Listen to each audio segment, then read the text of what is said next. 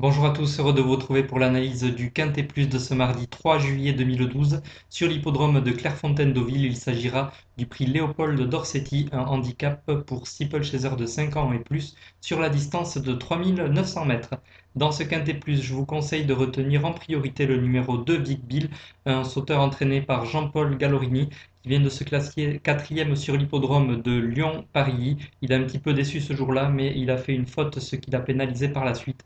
Il devrait logiquement se reprendre dans ce quintet. Moi, je le vois sur le podium. Ensuite, le numéro 5, Balinagour, un cheval qui lui aussi vient de décevoir, mais c'était en haie. Il est très estimé par son mentor géant Bertrand de Balanda.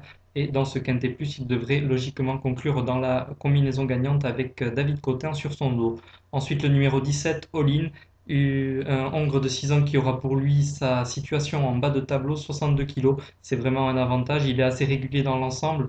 Il s'est juste dérobé lors de son avant-dernière sortie, mais sinon il collectionne les victoires et les deuxièmes places, quelle que soit la spécialité. Donc ce pensionnaire d'Arnaud Chaillet-Chaillet dispose lui aussi d'une très belle chance dans ce lot.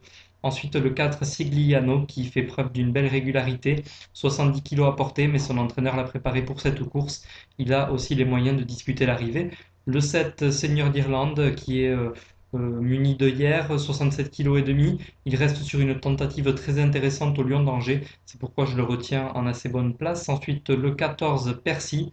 Ce ne sera pas le cheval de tout le monde, mais il est entraîné par François-Marie Cotin qui surprend parfois dans cette catégorie. Un cheval qui vient d'être arrêté en haie, mais il revient sur le steeple, une discipline dans laquelle il a déjà bien réussi. Ensuite, le numéro 12 Carnat, là aussi pour une surprise, un pensionnaire de Thomas Trabnard qui avait montré de belles choses en début d'année, et ensuite le 15 Salto de Brédeloup qui a conclu l'an dernier troisième de cette course et qui essaiera de faire au moins aussi bien cette année. Voilà pour l'analyse de ce Quintet Plus, le prix Léopold Dorsetti, mardi à Clairefontaine-Deauville. Je vous rappelle ma sélection, le numéro 2 Vic Bill, le numéro 5 Balinagour, le 17 All In, le 4 Sigliano, le 7 Seigneur d'Irlande, le 14 Percy, le 12 Carnat et enfin le 15 Salto du Bray-de-Loup.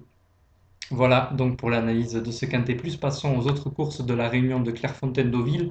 Je vous conseille notamment de jouer dans la cinquième course, le prix de Fécamp, un handicap pour hurdler de 5 ans et plus. Dans cette course, je vous conseille de retenir le 504 Bucks Business qui vient de refaire parler de lui sur l'hippodrome de Strasbourg en steeple. Et là, pour son retour sur les haies, il a les moyens, je pense, de disputer la victoire. Également le 507 Atiki Odo, un cheval qui s'était illustré dans des quintés plus de plat à 3 ans et qui là a retrouvé un second souffle. Il reste sur 3 deuxièmes places sur les haies. Il pourrait trouver sa course prochainement. Également deux Médènes à suivre en plat en fin de réunion et donc notamment le prix Carmarthen, la huitième course. Ce sera pour les mâles donc sur 2200 mètres avec le 801 Blue Sea qui s'est classé deuxième pour ses premiers pas derrière un poulain estimé. Et puis le multi 9e course, le prix de la troublerie. Cette fois-ci, ce seront les femelles qui seront à l'honneur. Et là, il faudra suivre le 902 d'Aïta qui défend la redoutable Kazakh de son Altesse Aga Khan. Voilà pour cette réunion 1. Passons à la réunion 2 de Marseille-Borelli avec la course principale, le prix d'Anguin, multi 6e course. Et dans cette course, je vous conseille de suivre le 605 Pistolet-Vry qui est souvent redoutable sur ce tracé, un cheval qui aime prendre tête et corde et faire du train. Il pourrait parvenir à se racheter. En opposition, le 615 Riviera Vici, une redoutable finisseuse qui a logiquement, malgré le rendement de distance, les moyens de conclure sur le podium. Ensuite, la réunion 3 sur l'hippodrome de l'Atteste de Buc, pardon. Donc dans cette réunion, nous jouerons plus particulièrement sur la sixième course, le prix Coq Gaulois. Une course à condition pour hurdler de 5 ans et plus sur 3900 mètres. Et là, un cheval qui est incontournable, Radium le 603, un pensionnaire de Guillaume Macaire qui vient de gagner par 2 fois sur le steeple. Et il pourrait très bien réaliser la passe de 3 dans cette course. Enfin, en nocturne, la première réunion du meeting d'été à Cabourg. Et là, on suivra donc plus particulièrement la quatrième course, le prix des Christ Marines, avec un bon lot, un lot intéressant de trotteurs de 3 ans attelés.